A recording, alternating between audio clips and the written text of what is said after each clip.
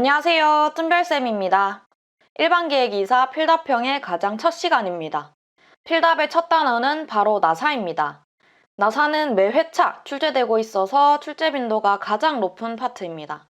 딱히 응용을 한다기보다는 공식들을 외워서 문제에 주어진 값들 대입하면 푸실 수 있는 문제들이라서 이 나사 파트는 꼭 맞추셔야 된다고 말씀드리고 싶어요. 자, 1장의 키포인트는 회전 토크와 효율입니다. 이 회전 토크와 효율, 그리고 나사 문제가 어떻게 출제되는지 실제로 출제된 기출문제부터 보겠습니다. 2019년 4회차에 출제된 나사 문제입니다. 자, 이렇게 본문제가 있고 소문제가 3가지가 있어요. 본문제를 보시면 유효지름, 피치, 유효 마찰계수, 칼라부 이런 나사에 관련된 용어들이 있습니다. 처음 들어보실 수도 있고 이미 아실 수도 있습니다. 이번 시간에 배울 용어들이랑 내용, 기출을 통해서 먼저 맛보고 이론을 배울 때 이 부분들을 조금 더 집중해서 보시면 좋겠죠. 이론 강의 보시고 난 다음에 이 문제 다시 보시면 훨씬 쉽게 푸실 수 있을 거예요. 자, 나사 문제는 가장 먼저 나사의 종류를 파악해야 됩니다. 이 문제는 29도 사다리꼴 한 줄 나사입니다. 간단하게 먼저 말씀드리면 29도는 나사산각을 말합니다. 요거는 29도만 있는 게 아니라 30도, 60도도 있어요. 그리고 사다리꼴 나사 말고도 삼각 나사, 사각 나사가 있습니다. 또 한 줄도 한 줄 말고 두 줄, 세 줄 이렇게 있겠죠. 이렇게 나사의 종류를 먼저 파악하고 난 다음에 문제를 푸셔야 돼요. 이때 소문제 1번은 하중을 들어올리기 위한 토크, 소문제 2번은 나사잭 효율, 3번은 동력입니다. 이 소문제 1번과 2번이 1장의 키포인트인 회전 토크와 효율을 말합니다. 자, 근데 여기서 하중을 들어올리기 위한 토크 이렇게 나와 있죠. 근데 이게 왜 회전 토크와 같은지 그것도 바로 뒤에서 설명을 해드릴게요. 소문제 3번 동력도 효율을 통해서 구할 수 있습니다. 그래서 나사와 나사의 기본 용어부터 먼저 정리를 해보고 나사의 역학과 나사의 설계 순으로 배워보겠습니다. 나사입니다. 나사는 볼트와 너트에 나선형의 골을 만들어서 회전 운동을 직선 운동으로 바꾸는 기계 요소입니다. 되게 뭔가 있어 보이게 써져 있지만 되게 별거 아니에요. 짠! 요게 바로 나사죠. 우리가 실생활에서 자주 사용하는, 자주 보는 그 나사가 바로 우리가 배울 나사입니다. 나사는 보통 뭔가를 결합할 때 많이 사용을 합니다.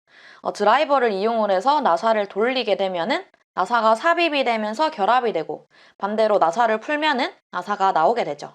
이게 바로 회전 운동을 직선 운동으로 바꾼다 라는 말입니다. 나는 드라이버를 통해서 돌려서 나사에 회전을 가했지만 나사는 위아래로 직선으로 움직인다 라는 거예요. 그래서 조금 전에 기출 맛보기에서 다뤘었던 그 하중을 들어올리는 토크, 그게 나사의 회전 토크와 같다라고 하는 겁니다.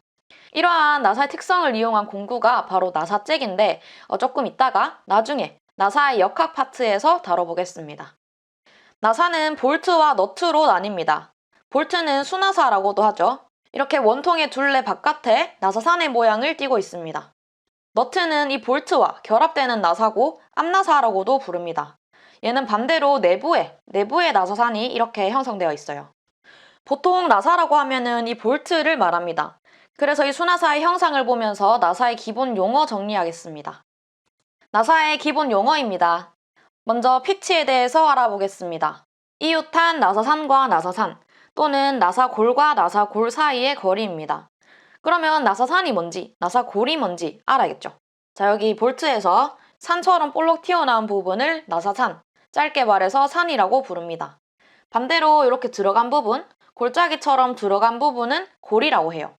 그래서 이 나사산과 나사산까지 또는 나사골과 나사골까지의 거리를 피치라고 합니다.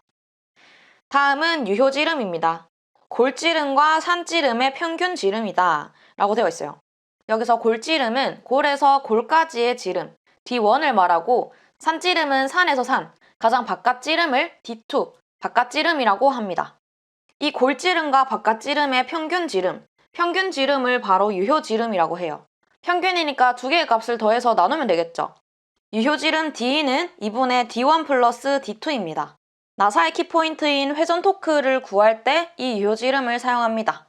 유효지름 자체가 문제에 바로 주어지는 경우가 있어요. 예를 들면 유효지름이 52mm다 그럼 이 값을 바로 이용해 주시면 되는데 만약에 유효지름이 없고 골지름과 바깥지름이 주어졌을 때는 두 개를 평균 내서 이용해 주시면 됩니다. 다음은 나사산의 높이입니다. 나사산의 높이는 나사의 산에서 골까지의 거리예요. 그림에서 보면은 나사의 산에서 골까지의 거리, 여기가 바로 나사산의 높이입니다. 여기만 있는 게 아니죠. 반대쪽에도 나사산에서 골까지의 거리가 있어요. 다시 말하면 이 바깥지름에서 안지름을 뺀 게 2h죠. 높이의 2배입니다. 그래서 이 바깥지름에서 안지름을 뺀 값을 2로 나누어 주면은 나사산의 높이를 구할 수 있어요. 나사산의 높이 h는 2분의 d2-d1입니다. 근데 d1, d2, 골지름이랑 바깥지름에 대한 정보가 없을 수가 있어요. 그럴 때 나사산의 높이 h는 2분의 p입니다. 여기서 p는 피치입니다.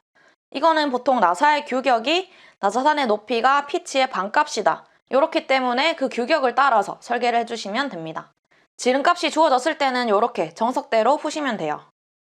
다음은 나사의 리드입니다. 리드는 나사가 1회전할 때의 축방향 이동 거리입니다.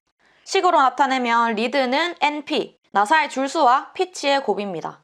나사의 줄수는 뭐 한 줄 또는 두 줄 이렇게 나사의 줄수가 문제에 주어지는데 만약에 줄수에 대한 정보가 없으면은 가장 기본인 한 줄 나사를 적용시키면 됩니다. 한 줄 나사인 경우에는 n이 1이 되니까 리드는 피치가 되겠죠.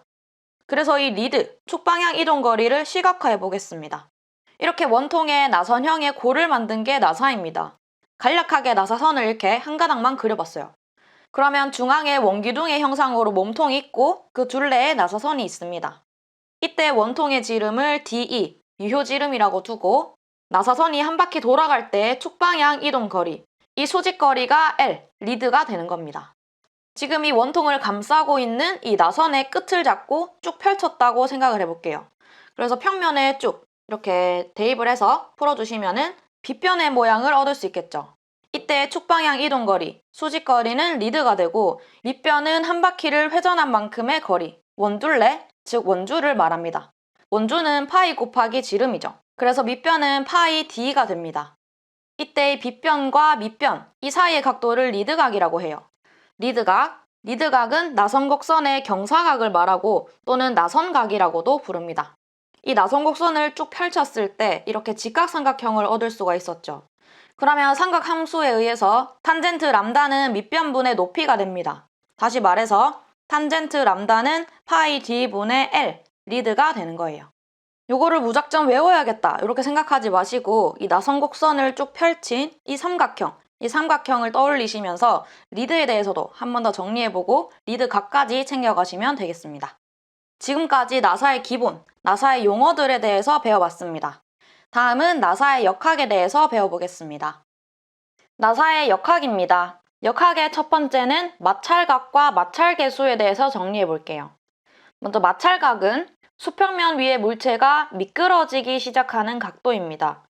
이 빗변 위에 어떠한 물체가 있다고 봤을 때 물체가 이렇게 정지하고 있을 수도 있지만 어떠한 각도, 특정 각도 이상으로 이렇게 각도가 가팔라지면은 이 물체가 수평면을 타고 미끄러지기 시작할 거예요. 그때의 각도를 마찰각이라고 합니다. 이 마찰각은 마찰계수와 연관이 있어요. 마찰계수 뮤는 탄젠트 로우, 탄젠트 마찰각입니다. 여기서 마찰계수가 뭐냐? 여기서 마찰력에 대해서 설명을 드릴게요. 마찰력 F는 뮤와 N, 마찰계수와 수직항력의 곱입니다. 요거 물리 시간에 한 번쯤 보셨을 거예요.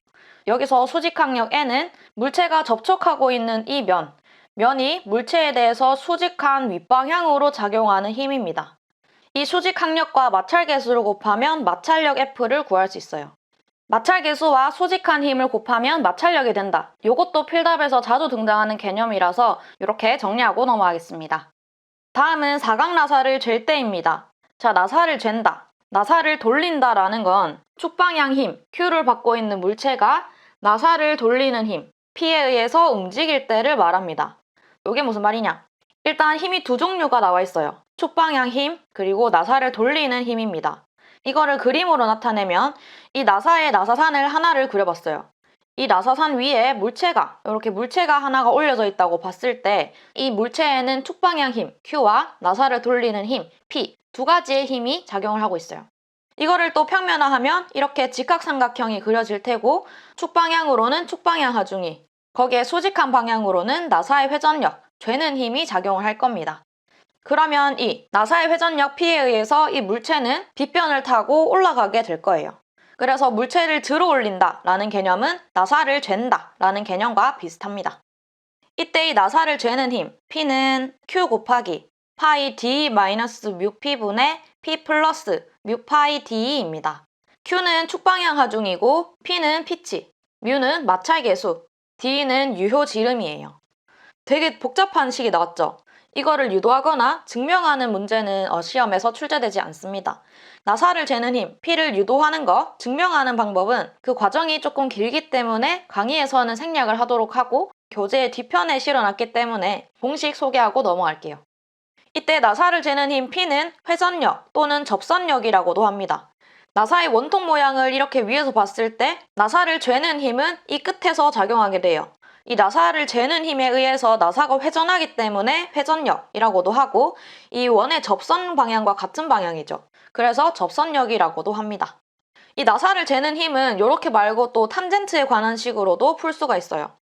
P는 Q 곱하기 탄젠트 람다 플러스 로우입니다. 이 증명도 마찬가지로 교재의 뒤편에 실려있기 때문에 거기서 참고하시면 될 것 같아요.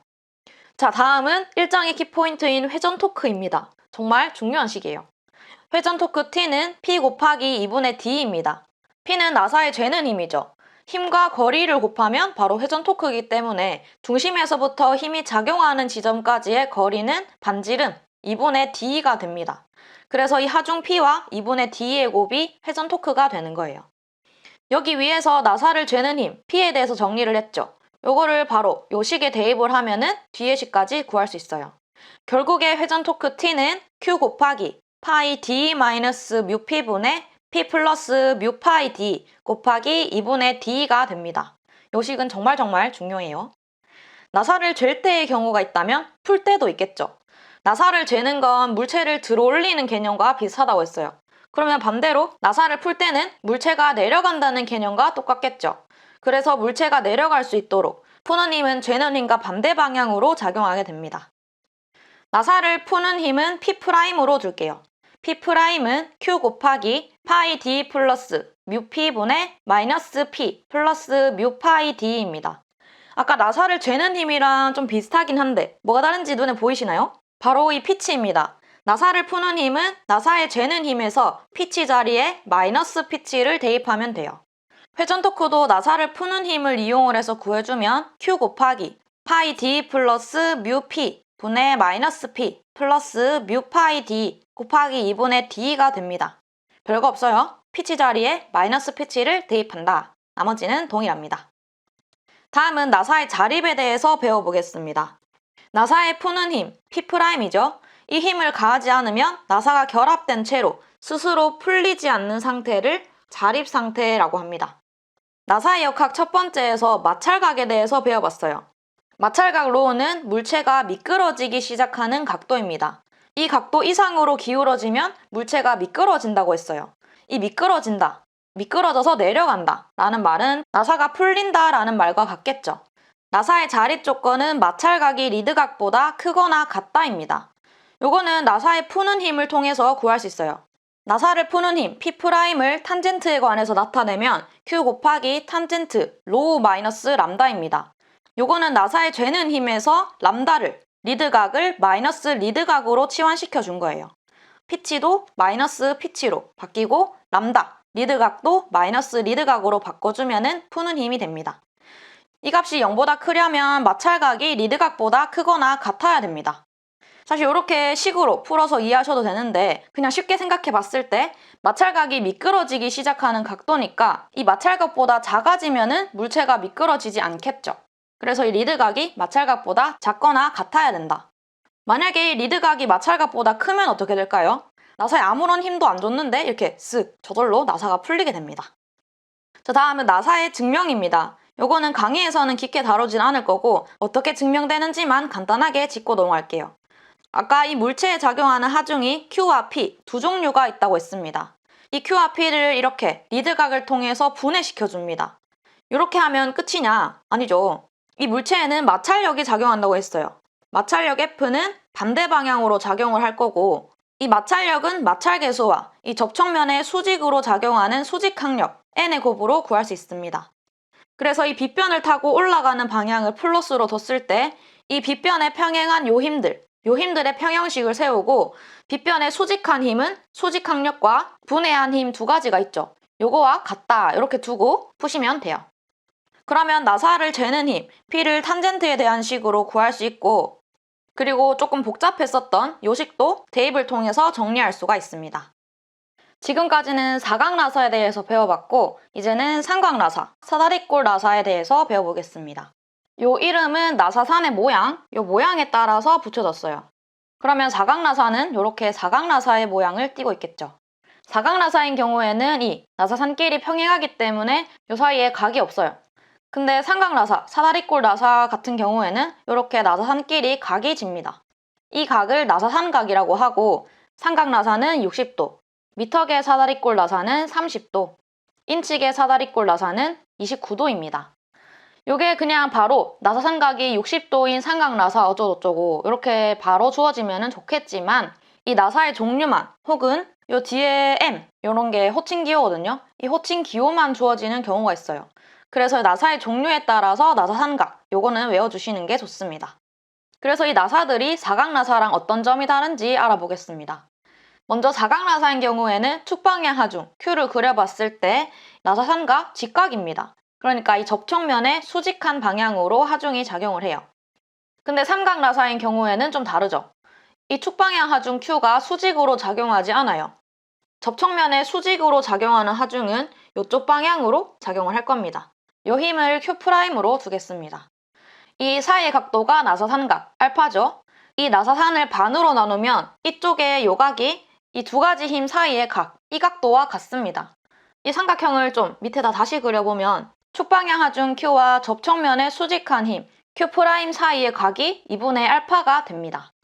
그럼 삼각함수에 의해서 Q'은 Q를 코사인 2분의 알파로 나누면 구할 수 있겠죠.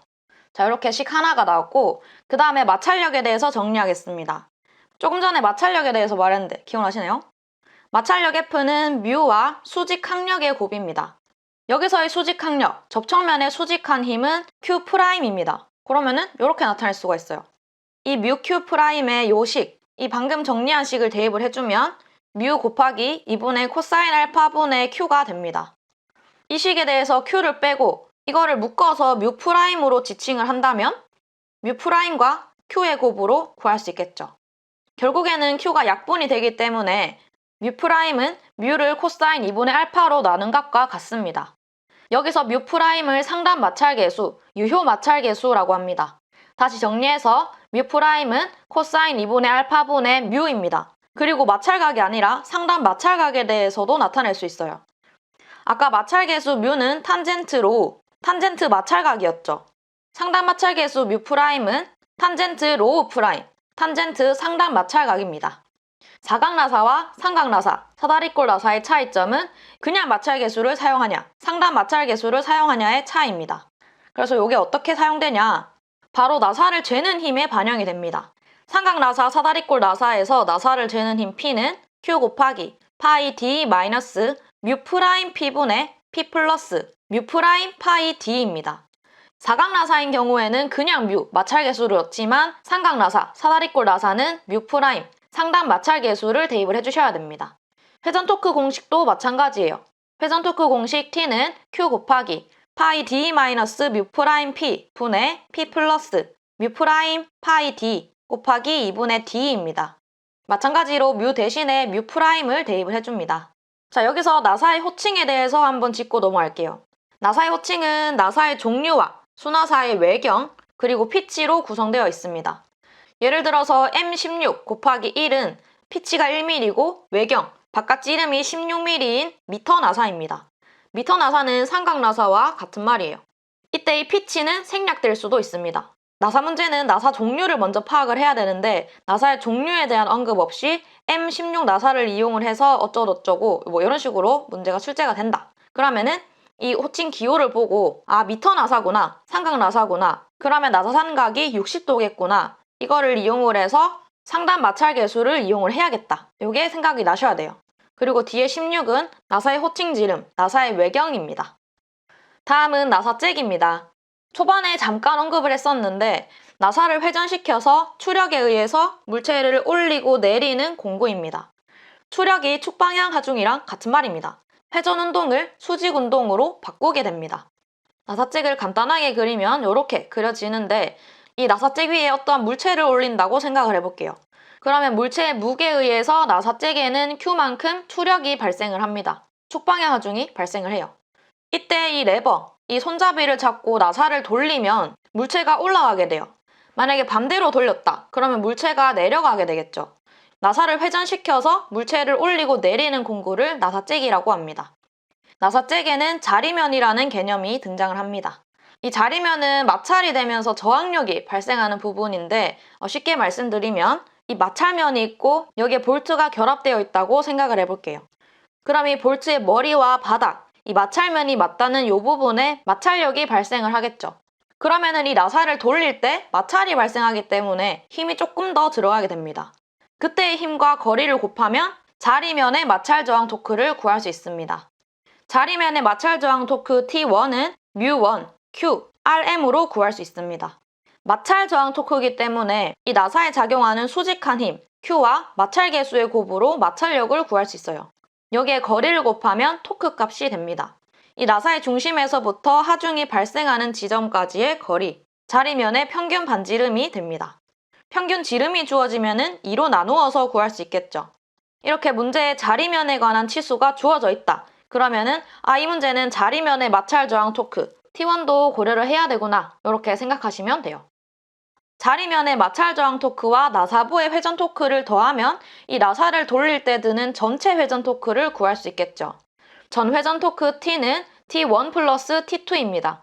이 전회전 토크는 나사에 가하는 회전 토크와 같아야 되기 때문에 레버에 가하는 힘과 레버의 길이의 곱과 같다고 둘 수 있어요. 이 전회전 토크식이 정말 알짜배기식입니다.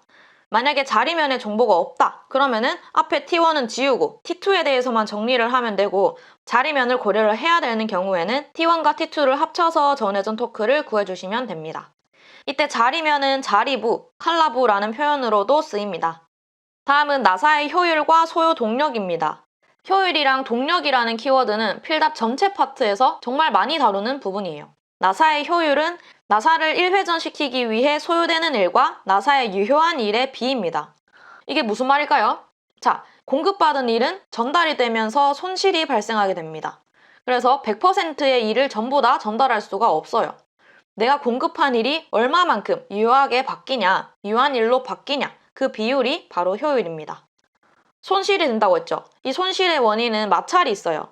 그래서 나사의 효율 에타는 마찰이 있는 경우분의 마찰이 없는 경우입니다. 이거를 식으로 정리하면 두 가지로 구할 수 있습니다. 하나는 탄젠트에 관한 식, 두 번째는 토크에 관한 식입니다. 첫 번째 경우부터 말하면 나사를 죄는 힘, P는 Q 탄젠트 람다 플러스 로우였습니다. 요거는 마찰각이 고려가 됐으니까 마찰이 있는 경우죠. 만약에 마찰이 없으면은 이 마찰각을 0으로 보내면 됩니다. 그래서 마찰이 있는 경우분의 마찰이 없는 경우를 정리하면은 탄젠트 람다 플러스 로우분의 탄젠트 람다가 됩니다. 이때 람다는 리드각, 로우는 마찰각이죠.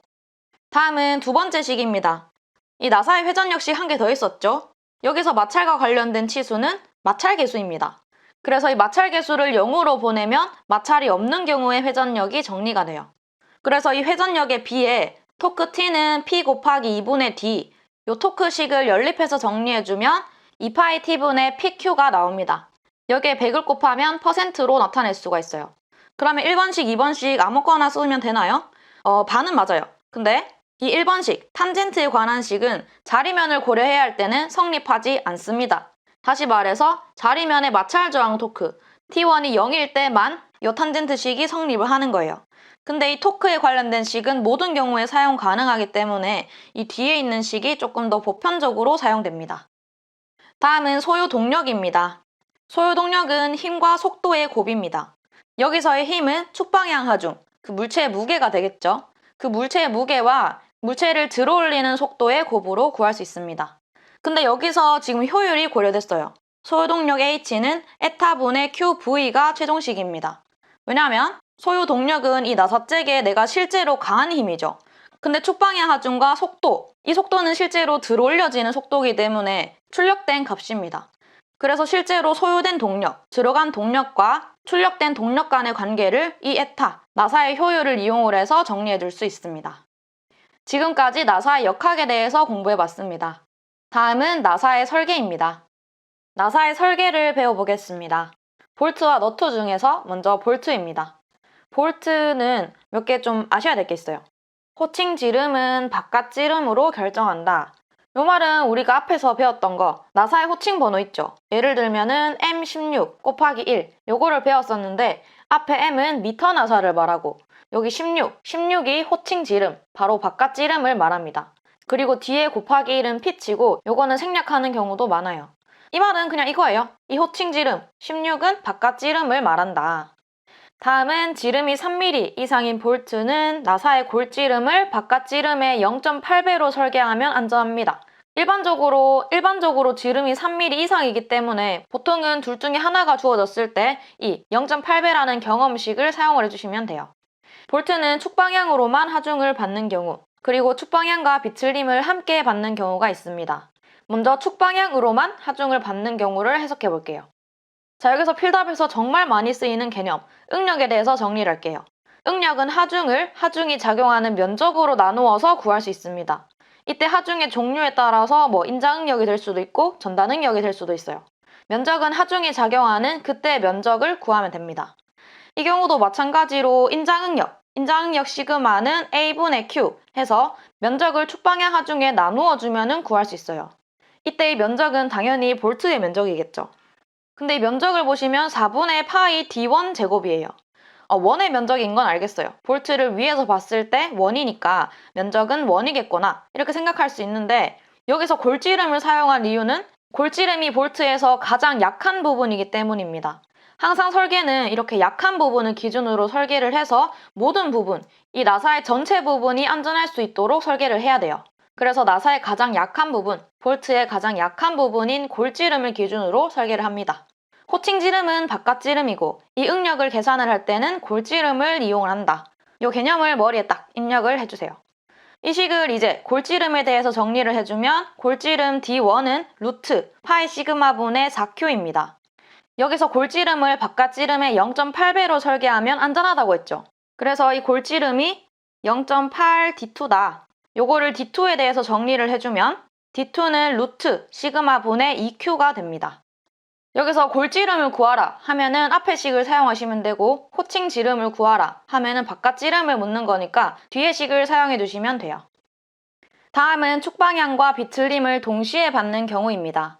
이때 이 비틀림 하중은 축방향 하중의 3분의 1로 두고 풉니다. 요것도 경험식이에요. 그러면 원래 축방향 하중과 비틀림 하중을 축방향으로 변환해서 3분의 1Q를 더해주면은 총 축방향 하중 3분의 4Q로 구해집니다. 조금 전에 축방향 하중만 작용할 때의 바깥 지름 공식 있죠? D2는 루트 시그마분의 2Q, 여기에 이 Q 대신에 3분의 4Q를 대입을 해주면 축방향과 비틀림을 동시에 받는 경우에 바깥 지름을 구할 수 있습니다. 바깥 지름 D2는 루트 3시그마분의 8Q입니다. 다음은 볼트에 작용하는 인장 하중입니다. 볼트로 두 판을 체결을 했을 때 이 볼트와 판의 스프링 상수를 해석을 해서 인장 하중을 계산하는 식이에요. 요거는 출제 빈도가 높진 않습니다. 그래도 가끔씩 나와서 한 번은 보시는 게 좋을 것 같아요.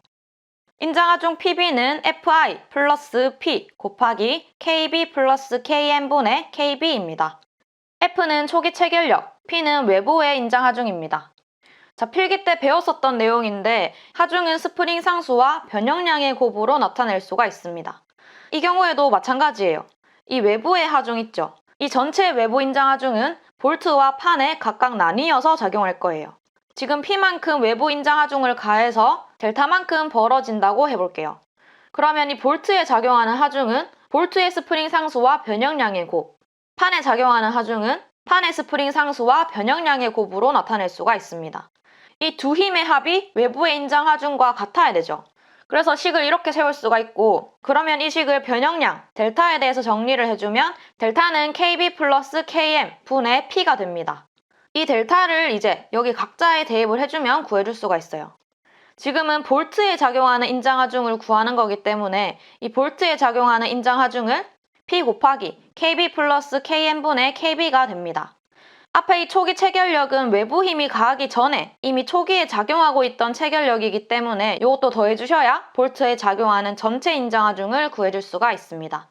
만약에 판에 작용하는 인장하중이다. 그러면은 여기 위에 분모가 KM으로 바뀌게 됩니다.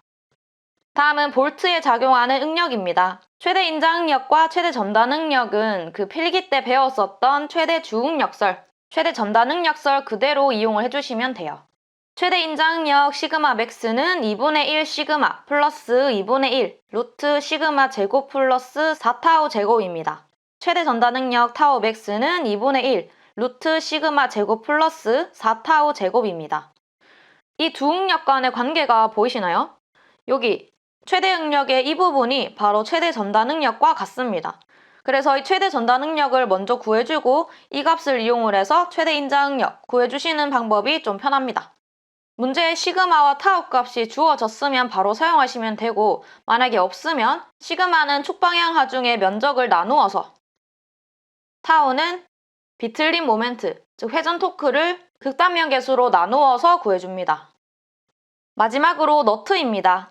너트는 다른 거 없이 너트의 높이만 설계를 해주시면 돼요. 너트의 높이는 나사부의 길이라고도 합니다. 왜냐하면 나사부랑 너트부 어차피 맞물리는 부분이라서 이 두 개는 같다고 보셔도 돼요. 너트의 높이 H는 PZ입니다. 피치와 나사산의 수의 곱입니다. 자, 요거를 간단하게 먼저 말씀을 드리면 이렇게 너트의 내부에 나사산 모양이 깎여 있다고 생각을 해볼게요. 이거를 아래쪽에서 바라봐서 그리면은 이렇게 그려질 거예요. 여기서 허용 접촉 면압, 면압력이라는 개념이 등장을 합니다. 이 나사산 면에 작용하는 압력을 말해요. 나사의 축방향 하중, Q가 작용을 하면 너트의 이쪽 부분에는 압력이 작용을 합니다.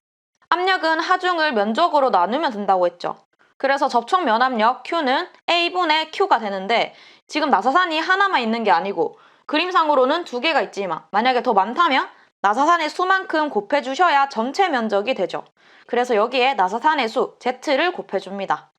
이때 면적은 이 내부의 면적이기 때문에 4분의 파이 D2 제곱 마이너스 D1의 제곱으로 구할 수 있습니다. 요거를 분리시키면 유효지름과 나사산의 높이 요 식으로 분리가 돼요. 그래서 최종적으로 면압력 Q는 파이 D HZ분의 Q가 됩니다. 이 식을 Z에 대해서 정리를 해서 여기에 대입을 해주면 바로 위의 식이 나와요. 이 두 번째 식은 여기서 이 단계에서 Z에 대해서 정리를 해주면 구해줄 수가 있어요. 그래서 너트의 높이 H는 4분의 파이 곱하기 D2 제곱 마이너스 D1 제곱 곱하기 스몰 Q분의 P 라지 Q 또는 파이 DH 스몰 Q분의 P 라지 Q입니다. 두 개씩 아무거나 사용하셔도 되는데 유효지름이랑 높이가 명확하게 문제에 주어져 있다. 그러면은 이 두 번째 식 사용해 주시고, 내경값, 외경값이 주어졌다. 그러면은 이 앞에 식 사용을 해주시면 됩니다. 이렇게 필답의 첫 단원 나사 파트를 공부해봤습니다. 첫 시간인데 너무 많은 양을 배워서 조금 머리가 띵하실 수도 있어요. 근데 한번 쭉 복습하시고 교재에 수록된 기출문제 바로 풀면서 적용시켜 보시면 아, 이게 그거였구나 이렇게 감이 오실 겁니다. 나사 단원의 키포인트인 회전 토크와 효율식 다시 한번 보면서 강의 마무리하겠습니다. 감사합니다.